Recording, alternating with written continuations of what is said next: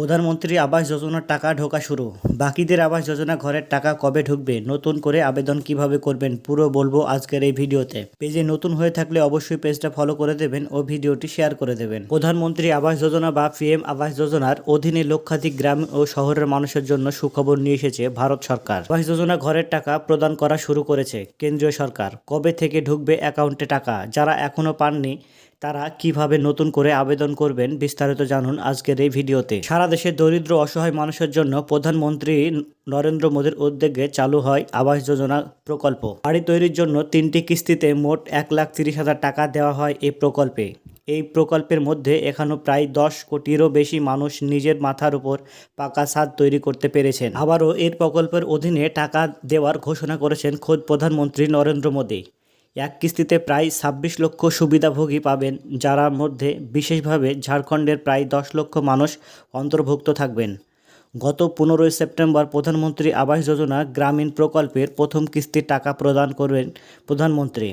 এরপর থেকেই সকল সুবিধাভোগীর একে একে এই টাকা পাবেন বলে জানিয়েছেন তিনি। গ্রামীণ উন্নয়ন মন্ত্রক থেকে জানা গেছে যে প্রধানমন্ত্রী ঝাড়খণ্ডের জামশেদপুর থেকে গৃহ প্রবেশ অনুষ্ঠানের মাধ্যমে সুবিধাভোগীদের হাতে এই কিস্তি তুলে দেওয়া হয়েছে। মন্ত্রী শিবরাজ সিং চৌহান ঘোষণা করেছেন যে প্রধানমন্ত্রী 2,747 কোটি টাকার প্রথম কিস্তি প্রদান করেছেন।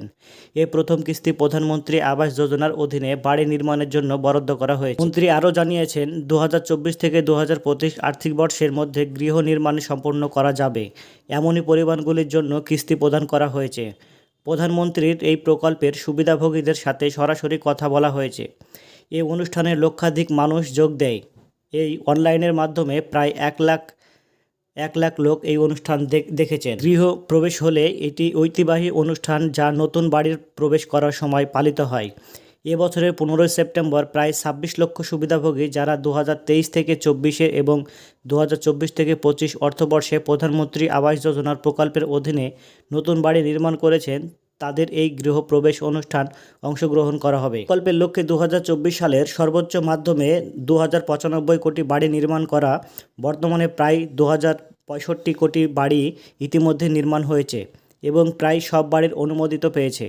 এর ফলে লাখ লাখ মানুষের নতুন বাড়ির স্বপ্ন পূরণ করতে সক্ষম হচ্ছেন। প্রধানমন্ত্রী আবাস যোজনার অধীনে আগামী 5 বছরে আরও 2 কোটি বাড়ি নির্মাণ করা হবে বলে ঘোষণা করা হয়েছে। এর ফলে প্রায় 10 কোটি মানুষ সরাসরি উপকৃত হবেন।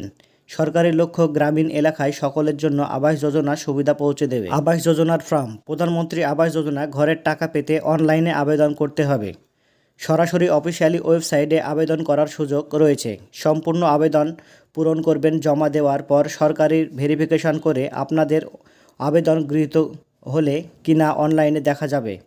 আপনারা আবেদন গৃহীত হলে অ্যাকাউন্টে প্রথম কিস্তির টাকা ঢুকে যাবে। ভিডিওটা দেখে আপনার যদি একটু উপকার হয়ে থাকে তো অবশ্যই পেজটি ফলো করে শেয়ার করে দেবেন ভিডিওটি।